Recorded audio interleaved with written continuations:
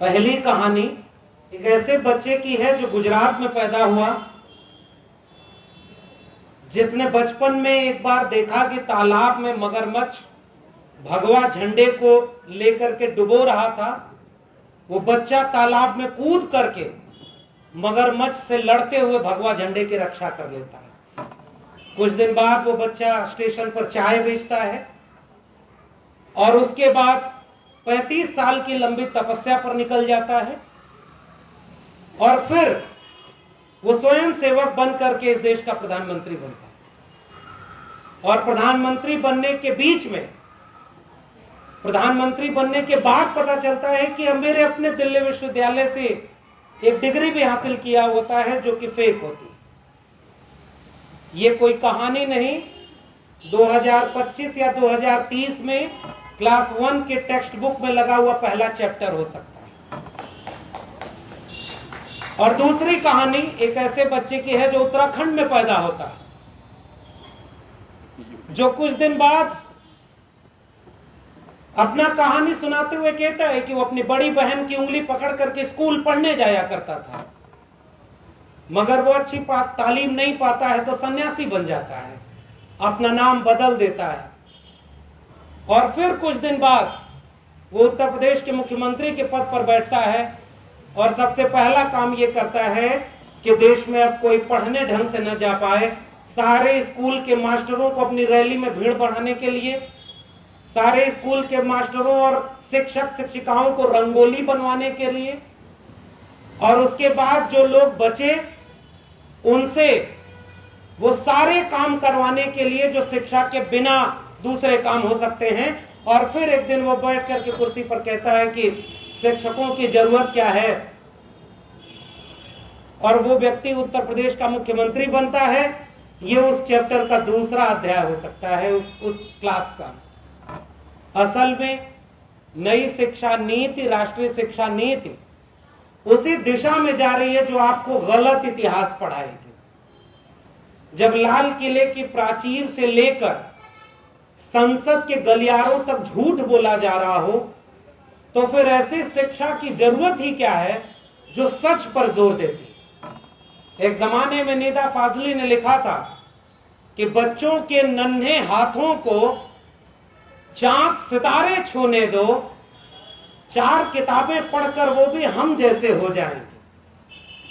आज कुछ लोग जब इस मुल्क के हुक्मरान बने तो उन्होंने ये सोचा कि 4 किताबें पढ़ने का मौका तो हमें मिला नहीं, हमने नफरत फैलाकर इस देश में कुर्सी हासिल की, और उस नफरत के खिलाफ जो हमने झूठ बोला था चुनाव प्रचार के दौरान, उस झूठ के खिलाफ जो सबसे मुखर आवाजें आई वो देश के विश्वविद्यालयों से आई। इसलिए उन्होंने शिक्षा को, विश्वविद्यालयों को बर्बाद करने का सबसे प्राथमिक जिम्मा बना लिया, और उसका एक मुकम्मल दस्तावेज है नई शिक्षा नीति, राष्ट्रीय शिक्षा नीति। ये वही शिक्षा नीति है जो ये सुनिश्चित करेगी कि हम सबको पढ़ने का मौका न दें। क्या पढ़ाया जाएगा, मैंने सिलेबस की एक बानगी बताई है।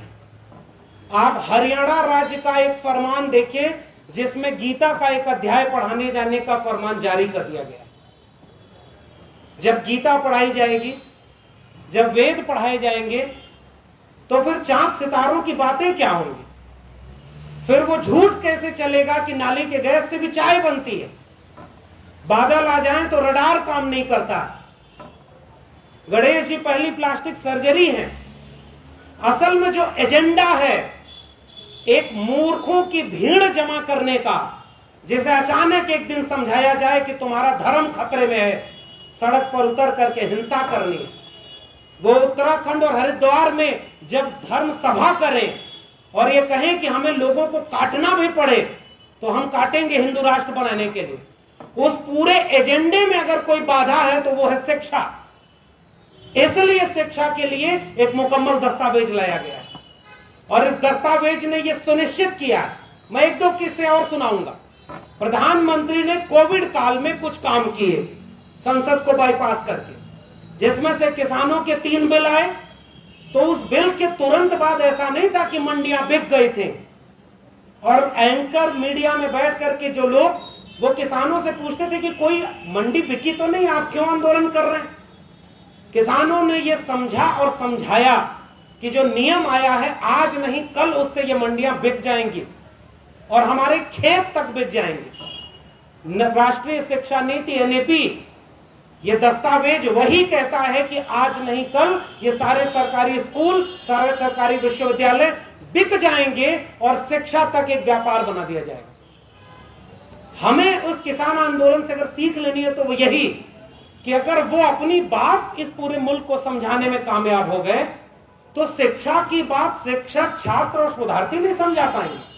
फिर तो हमें शिक्षक, छात्र और शोधार्थी होने का भी कोई अर्थ नहीं है। और दूसरी बात, इस कोविड काल में इस बिल को ले आया गया, एनईपी पास करा लिया गया, देश में सब कुछ खुल गया, चुनावी रैलियां करके चुनाव कर लिया गया, लेकिन डीयू जेएनयू आज में बंद है।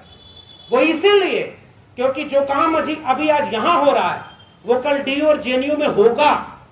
आप बस उसे डिले कर रहे हैं, आज नहीं कल होगा। और नई शिक्षा नीति के विरोध में दिल्ली विश्वविद्यालय से हम लोग जुड़े हैं। दिल्ली विश्वविद्यालय शिक्षक संघ तो बहुत पहले से नंदिता मैम बैठी हुई हैं, लगातार इस तरह के शिक्षक प्रावधानों को खिलाफ आवाज उठाते रहे। तो अब आपने किया क्या?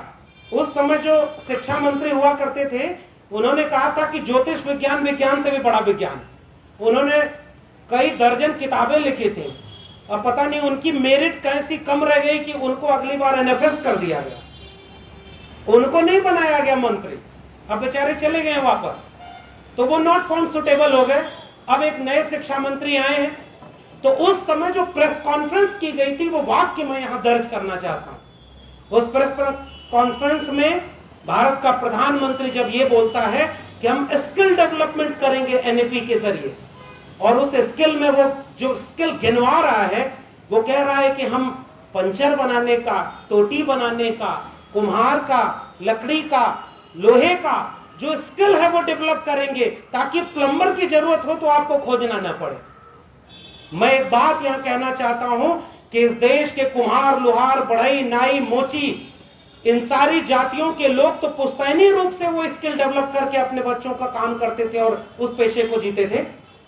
लेकिन जब उनकी जेब में 1 रुपया बचता था तो वो चाहते थे कि वो स्कूल जाए, वो विश्वविद्यालय जाए।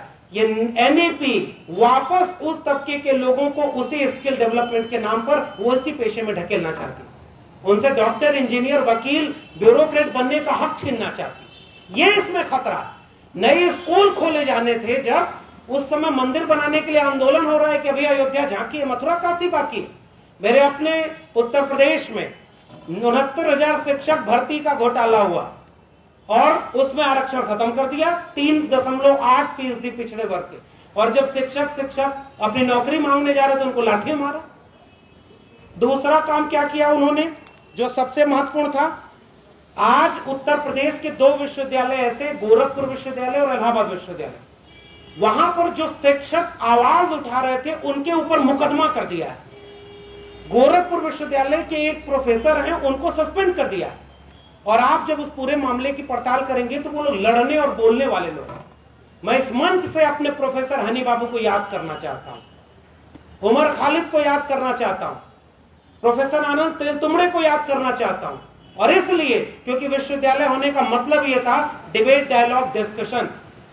और वहां से आप नई शिक्षा नीति, ऑनलाइन एजुकेशन, तो पहले से तय हो गया कि सबसे पहले इसके हाथ से छीनेगा किसका मौका, तो वो मौका इन्हीं के हाथ से छीनेगा और ये सारे लोग वापस जाएंगे। और नई शिक्षा नीति में मैं आखिरी किस्सा सुना के बाद खत्म करता हूं। हम लोग ऐसे लगता है कि मोबाइल को पढ़ा रहे हैं। 2 किस्से हैं मेरी अपनी क्लास के। पहली तो ये बात बिल्कुल क्लियर है कि 50 लोग अगर उस क्लासरूम में हैं तो 25 आते हैं। और एक बार सोशल ऑडिट करिए कि वो 25 बच्चे जो क्लास ऑनलाइन नहीं ले पा रहे वो किस तबके से हैं। वो फर्स्ट जनरेशन लर्नर, वो अपने आप दूर हो गए, एक्सक्लूड हो गए। तो ये एक्सक्लूजन का एक जरिया है। एक बच्चे को मैंने कहा कि तुम माइक ऑन करके इस बात का जवाब दो, उसके पीछे से आवाज आ रही थी मशीन की। तो मैंने उससे पूछा तुम कहां हो, तो वो कह रहा है कि मैं फैक्ट्री में काम कर रहा हूं और यहीं से आपकी क्लास में। वो आखिरी है जो यहां फैक्ट्री में काम करते हुए भी क्लास ले पा रहे हैं, क्योंकि उसके बाद फिर कोई ऑनलाइन टीचिंग, ऑनलाइन एजुकेशन के लिए अपने बच्चों को नहीं भेजेंगे। और दूसरा बच्चा हर 2 मिनट पे अपने माइक ऑन करके कोई ना कोई सवाल का जवाब देने लगे।